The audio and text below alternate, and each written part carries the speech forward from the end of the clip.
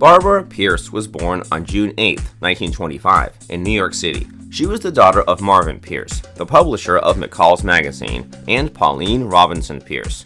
She was not the first in her family to end up in public service. She was the granddaughter of an Ohio Supreme Court justice, and her father was distantly related to Franklin Pierce, the 14th President of the United States. Growing up in the affluent suburb of Rye, New York, Barbara and her three siblings enjoyed many advantages. After public elementary school, Bar, as she was called, entered the private Rye Country Day School and then Ashley Hall, a private boarding school in Charleston, South Carolina, where she graduated in 1943. While visiting home on Christmas vacation in 1941, Barbara met George Herbert Walker Poppy Bush. Their courtship proceeded in spite of the distance between their two schools, and they became engaged in 1943, just before George left to serve as a naval bomber pilot in the Pacific. He was shot down on September 2, 1944, and for more than a month she did not hear from him. They married on January 6, 1945, a date rescheduled to fit his leave. Not yet 20 years old, Barbara Bush was one of only a handful of first ladies to marry in her teens. Several months after their marriage, when George resumed his college education at Yale, Barbara took a job at a campus store, the only time she held a paying job. Their first child, known as George W., was born in July 1946. 2 years later, after George graduated, the couple relocated to Texas in search of better economic opportunities, the first of many moves connected to George's business and political career. By the time she moved into the White House in 1989, Barbara counted that she had lived in 29 different homes.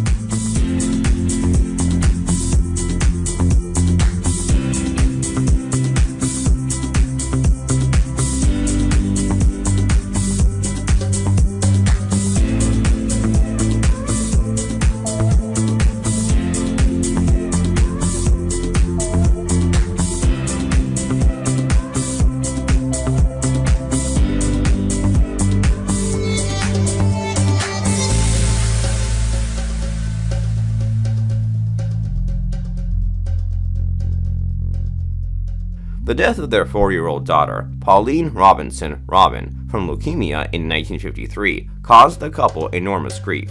Rejecting the physician's advice to let her die peacefully, they sought aggressive treatment, only to see her die 7 months later. Barbara often credited her husband and children. Another son, John Ellis Jeb, had been born just before Robin became ill, with helping her through that difficult time. It was during this period that her hair turned prematurely white. Barbara spent most of the next 2 decades parenting. Because her husband's oil business frequently took him away from home, responsibility for raising George W. and Jeb, as well as 3 other children born between 1955 and 1959.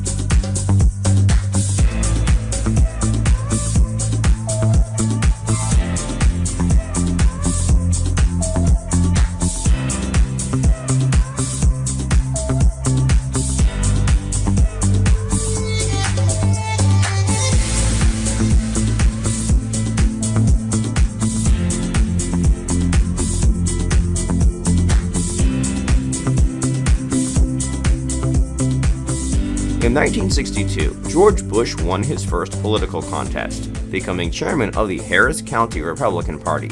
After he won election to the House of Representatives 4 years later, Barbara began to acquire the skills required of a politician's spouse, including public speaking.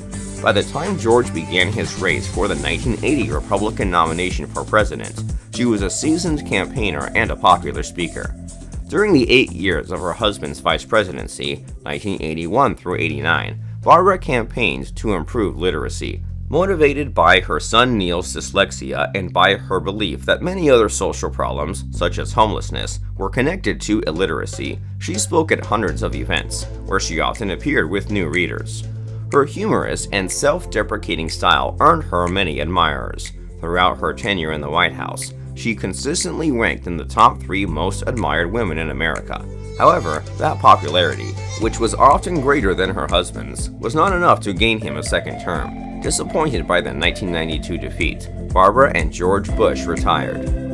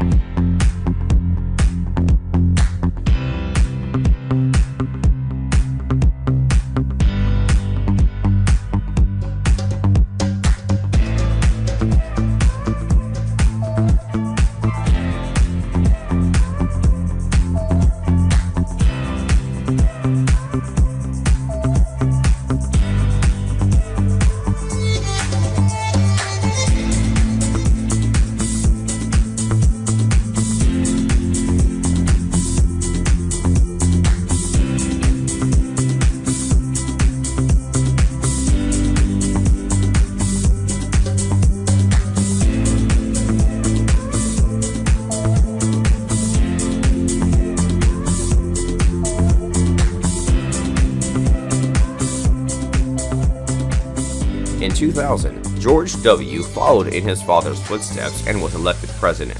In 2004, he was re-elected for a second term. Barbara also provided support for Mitt Romney during his 2012 presidential campaign and for son Jeb Bush, who announced a bid for the 2016 Republican presidential nomination.